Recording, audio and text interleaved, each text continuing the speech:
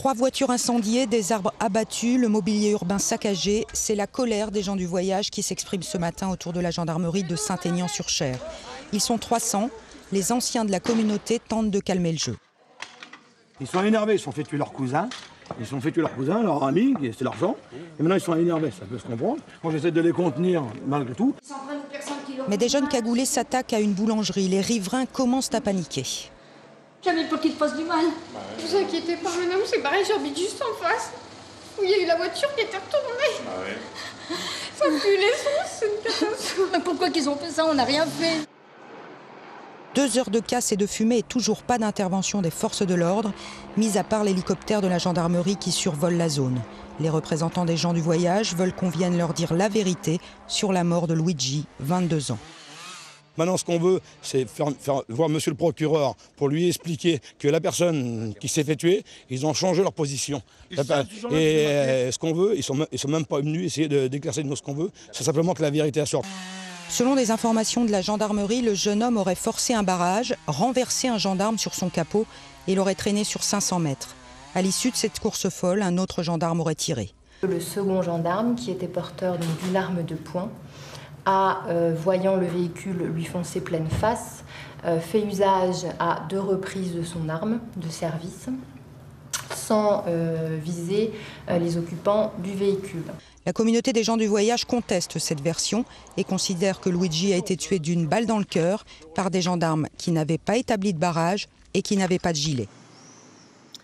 Et puis à Grenoble, les habitants du quartier populaire de la Villeneuve redoutent une 3e nuit de violence. L'impressionnant dispositif policier reste en place. Le ministre de l'Intérieur s'étant engagé à rétablir l'ordre public. Au total, ce sont 19 personnes qui ont été placées en garde à vue. Les policiers ont essuyé des tirs à balles réelles 2 nuits consécutives. Jordan Guéant, Jean-Pierre Vincendet. Près de 300 fonctionnaires de police supplémentaires, dont 50 hommes du RAID et du GIPN, renfort bien visible samedi soir aux abords de la Villeneuve. Un effet de dissuasion en partie réussi, la nuit a été moins agitée que la précédente malgré quelques incidents. Minuit et demi, 2 CRS sont la cible de tir. Les balles ne les atteignent pas mais la réponse ne s'est pas fait attendre. L'hélicoptère intervient, les CRS et le GIPN également afin d'encercler le quartier. Le ton monte, les projectiles volent. Après 2 heures de face-à-face, les forces de l'ordre se replient. Dans le quartier, au petit matin, les avis sur l'opération sont partagés. Peur, on ne peut pas dire vraiment peur, mais bon, c'est le matin quand on se lève, quand on voit des voitures incendiées, c'est quand même un peu traumatisant.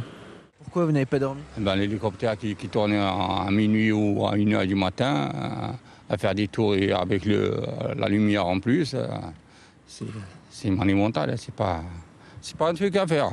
Ceux qui, dans des cas comme ça, ceux qui les agressent.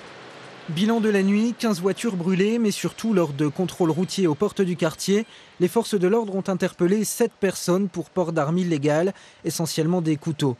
Le coup de filet s'est poursuivi dans la matinée avec 4 interpellations dans l'affaire du policier victime d'un tir dans la nuit de vendredi à samedi. Mais le tireur présumé, lui, court toujours. Nous avons joué un petit peu au chat et la souris dans la galerie de l'Arlequin sans pouvoir interpeller ce tireur que l'on a quand même aperçu un peu mieux que la nuit dernière. Donc on commence à avoir un signalement un petit peu plus précis. J'allais dire, on va peut-être avancer dans l'enquête. Ce soir, par précaution, les effectifs de police seront intégralement maintenus à la Villeneuve.